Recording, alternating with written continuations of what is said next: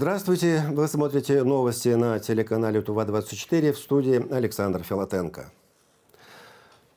И в начале выпуска актуальная информация по эпидситуации в республике. По состоянию на 15 июля в Туве зарегистрировано 195 новых случаев заболевания COVID-19. Для сравнения, в понедельник было зафиксировано 170 случаев заражения. Идет повышение. Больше всего в Кызыле 98 случаев. Далее Тандинский, Кажун 31, Кызылский 23 и от 1 до 6 в других кажунах республики.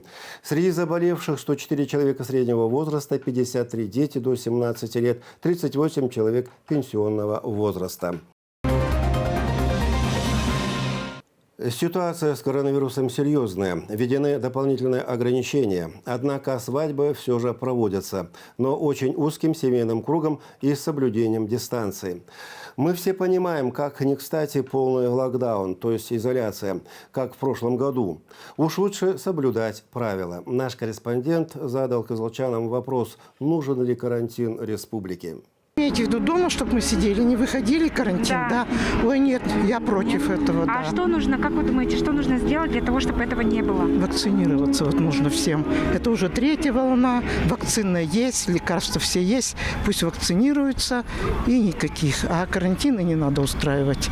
Конечно, неприятно, но это вынужденное, видимо, средство. А как вы думаете, что нужно сделать для того, чтобы не допустить карантина? Необходимо прививаться.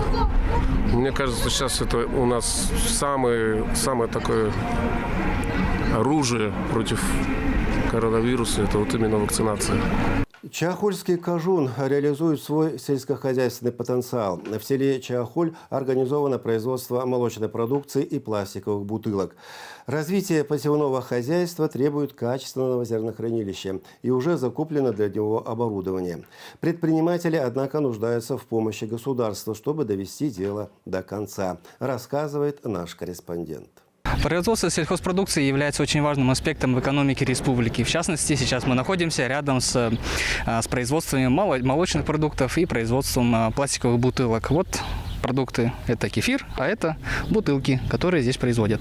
В селе Чахоль в 2 шагах друг от друга находятся сразу 3 важных объекта. Первый, который посетил в Рио главу Тувы – цех по производству молочной продукции. Его открыли несколько лет назад, но сразу же возникли проблемы. Для большого по объему переработки цеха в Туве попросту не было ферм, производящих достаточное количество молока, которое можно пустить в переработку. Но дело сдвинулось с мертвой точки, когда в 2017 году, выиграв грант «Семейная ферма», владелец производства Орлан Балчи приобрел дойных коров, на которых сегодня и держится производство. Производим пока что молоко, кефир, творог, сметана. Пока не отделились до конца, сырья пока мало. И обеспечиваем все социальные объекты района. В эти дни Лукемский Кажун и Чахольский беременным кормящим матерям обеспечиваем через перинатальный центр. Тару для молочных продуктов возили из-за Саян, что было накладно. В стремлении сократить неоправданные расходы единомышленник Орлана Балчия Айму Сундуй через программу «Одно село, один продукт» закупил оборудование по производству пластиковых бутылок. Так было открыто второе производство в Чахоле. В 2014 году открылся. Соседу вот потребовалась тара. Товар производили с использованием тетрапаков, но не получилось. Нынешняя упаковка производится в Абакане. Я занимался их перевозкой сюда. А почему бы не производить их здесь? Такой вопрос стал. Третьим сельскохозяйственным объектом является зерноочистительный комплекс. В ближайшее время здесь установят необходимое оборудование. Деньги на монтаж обещали поискать в республиканской казне. Запуск комплекса поможет фермерам сохранить зерно.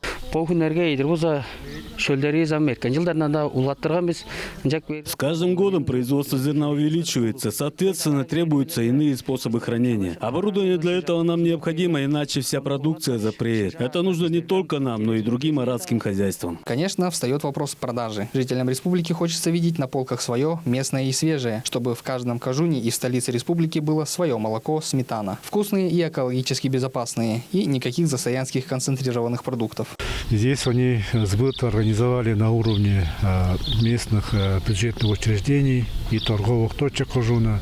Здесь, конечно, объема на сегодня поголовье стада им хватает, но в планах предпринимателей выйти на еще более на емкий рынок республики, да, тоже вот увеличить долю местной продукции в основном на рынке республики.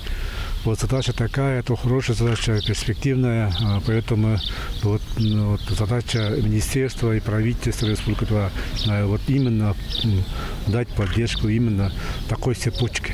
Для выхода на засаянские рынки сбыта необходимо увеличивать количество ферм и объемы продукции. У нас очень хороший молочный цех, там производятся творог, сметана, там еще кефир очень хороший. Конечно, чтобы все эти продукты попали в наши магазины. Но у них, по-моему, там то ли нехватка, то ли там обычно же в садик они направляют, в лагеря, например, направляют. Сегодня республика испытывает дефицит продовольствия, немыслимый для сельскохозяйственного региона. В Рио главы Тувы Ховалык намерен переломить ситуацию и четко понимает, что возрождать сельское хозяйство и перерабатывающее производство в регионе просто необходимо. Даян Данцурюн, Артыш Бартан, Кузел Сарыксерен, Тува-24. К другим темам. Редко когда отдыхающая на Чагатае компания наслаждается природой без алкоголя. Не раз общественники поднимали этот вопрос даже на правительственном уровне. Проводятся полицейские рейды. По их результатам инспекторы по делам несовершеннолетних констатируют, Чагатай стал объектом пьяного отдыха подростков. Позавчера из Центра временного содержания несовершеннолетних правонарушителей были отпущены 3 подростков, которые были задержаны на озере Чагатай при распитии спиртного. К сожалению, это не первый случай. Всего с начала купального сезона нами с озера Чагатай в Центр временного содержания несовершеннолетних правонарушителей доставлено 8 подростков за хулиганские действия, в том числе распитие спиртного. Кроме того, за совершение преступлений на озере Чагатай привлекаются 2 несовершеннолетних за угон и причинение вреда здоровью. Инспекторы по делам несовершеннолетних межмуниципального отдела МВД России Тандынский бьют тревогу. Подростки создают в соцсетях сообщества, где случайные знакомые договариваются о совместном отдыхе на озере Чагатай, нанимают газелистов, закупаются спиртными. Естественно, в состоянии опьянения ситуация выходит из-под контроля. Из-за безответственности взрослых, которые пустили на самотек летний отдых своих детей, в республике уже случились 2 непоправимые трагедии. Уважаемые родители и законные представители, на воде гибнут даже взрослые, не говоря о детях. Кроме того, участились случаи совершения противоправных деяний на территории водных объектов самими подростками. Во избежание непоправимого просим не оставлять своих детей без внимания. Последствия отдыха земляков на водах беспокоят также региональную госавтоинспекцию. С начала купального сезона на автодороге Кызыл-Эрзин дорожными полицейскими зафиксировано 8 учетных ДТП, в которых пострадало 15 человек, из них 3 погибли. В большинстве случаев зарегистрированы съезды с дорог. Это 5 фактов. 2 опрокидывания и 1 наезд на пешехода. В 3 случаях граждане сели за руль в состоянии не только опьянения, но и будучи не имея права управления транспортным средством. В целом, в числе причин аварийности 4 факта управления в нетрезвом состоянии, 4 без прав, 1 управление в утомленном состоянии и 1 нарушение правил расположения транспортного средства на проезжей части. Остается актуальная проблема пренебрежения водителями и пассажирами ремней безопасности и детских удерживающих устройств, что напрямую повлияло на тяжесть последствий. В целях недопущения фактов управления транспортом несовершеннолетними контролируйте детей, проводите с ними профбеседы и ни в коем случае не оставляйте ключи в доступных местах. Пожалуй, с начала 21 века ни одно лето не обходилось без дорожно-транспортных происшествий с участием возвращающихся с купания людей. В течение 2 предыдущих лет, именно 18 июля, на автодороге Кызыл-Эрзин произошло 2 резонансных ДТП, в которых погибло 14 человек, из них 3 детей. В обоих случаях водители находились в состоянии опьянения после активного в кавычках отдыха на озере. Уважаемые земляки, прошу прислушаться к призывам госавтоинспекции и инспектора по делам несовершеннолетних. Прервем череду бессмысленных потерь. Сайгын Бирбю, Чайхан Донгак, Мирана Иргит, Тува-24. В Рио главы Тувы Владислав Ховалык продолжает выезды в Кажуны республики. Во время инспекционной поездки по Кахемскому Кажуну руководитель проверил качество строительства домов для детей-сирот. Дома еще не готовы, но уже видно, что качество работ хорошее. Тем не менее, объекты от подрядчика примут только после того, как будет обеспечено их электро- и водоснабжение. Тему продолжит Айсу Мангуш.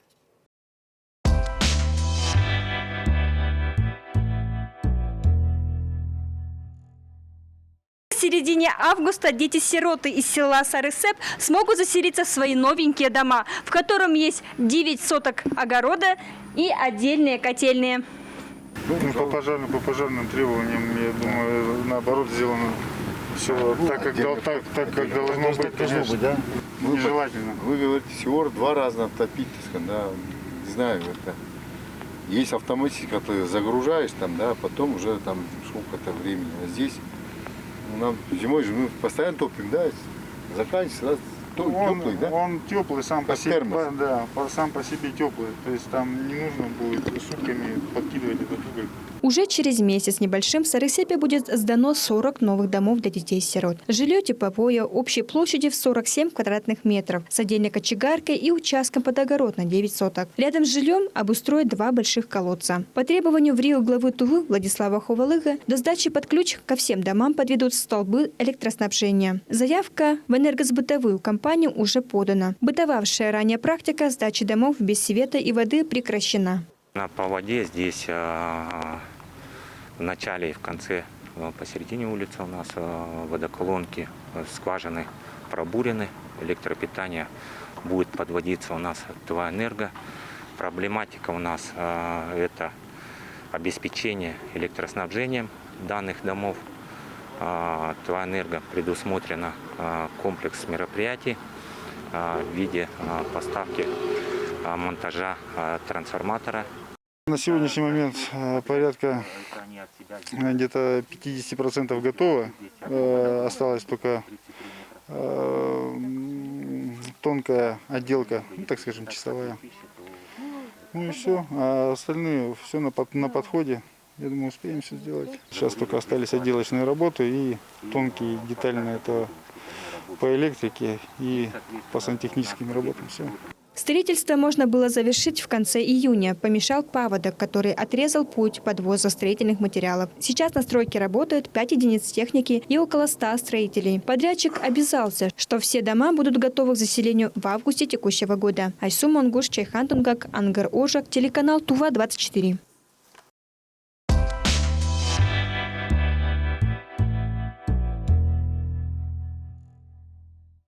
В Рио главы Тувы продолжает работу по сокращению чиновничьего аппарата. Сегодня принято решение о ликвидации Республиканского министерства общественной безопасности.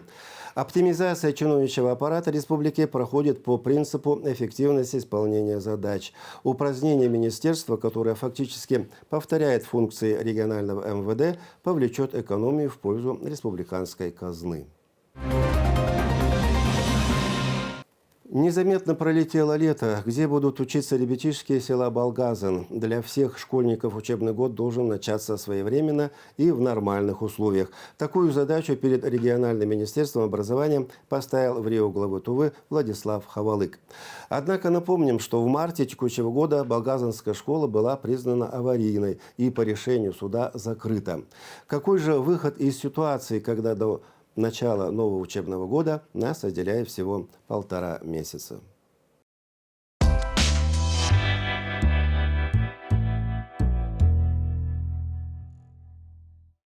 С этой стороны общежитие для мальчиков, с этой стороны общежитие для девочек. Прямо по курсу ресурсный центр, а за ним учебный корпус.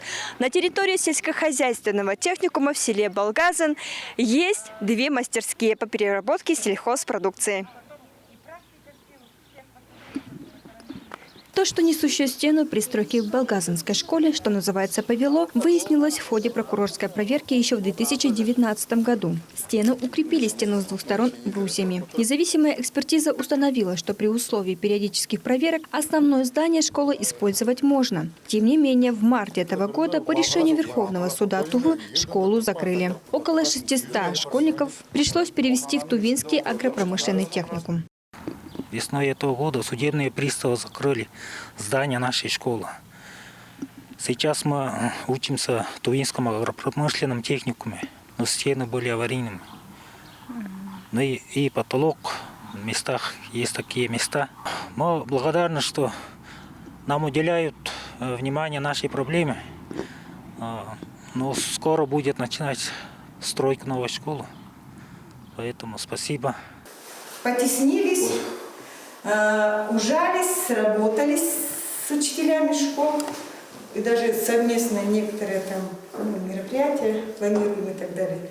Пока вот не буду. Ну, я думаю, что как ни крути, ни у школы, ни у нас, ни у правительства, ни у нашего руководства выхода другого нет.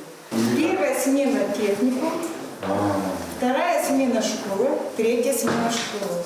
Младшие классы с 1 по 3 смену обучаются, и 11 классы тоже первую смену. В Рио главы Тувы Владислав Ховалык осмотрел и аварийную школу, и техникум, в котором были вынуждены ютиться болгазанские школьники и студенты из Кажунов республики. Сразу же после закрытия болгазанской школы в правительстве Тувы началась работа по защите средств на строительство в 2023 году новой школы. Мы уже работаем над проектом типовым с госстройзаказом и определили эту проблему в Министерстве просвещения Российской Федерации. К сожалению, федеральная программа предусматривает только строительство одной школы в республике, в регионе. И вот буквально на днях мы получили письмо с Минпроса, что нам согласовали строительство новой школы на территории Болгазана. Болгазанскую школу уже закрыли по решению суда. Соответственно, на 616 мест мы внесли предложение, и Министерство просвещения утвердили. Это такая вот долгожданная, радостная новость. И Владислав Тавайштайт сегодня и в Болгазане именно выезжал и определял, за что ему отдельная благодарность, конечно же, потому что без такого волевого решения мы бы еще долго бы по коридорам власти ходили, так скажем. 1 сентября школьники Болгазана должны сесть за парты. Такова установка в Рио главы Тувы. Минобрнауки республики и местным властям поручено изучить все нюансы вопроса, не исключая и поиска совместно с надзорными органами компромиссного решения по основному неаварийному зданию Болгазанской школы. Айсу Монгуш, Чайхан Донгак, Ангер Ожак, телеканал Тува-24.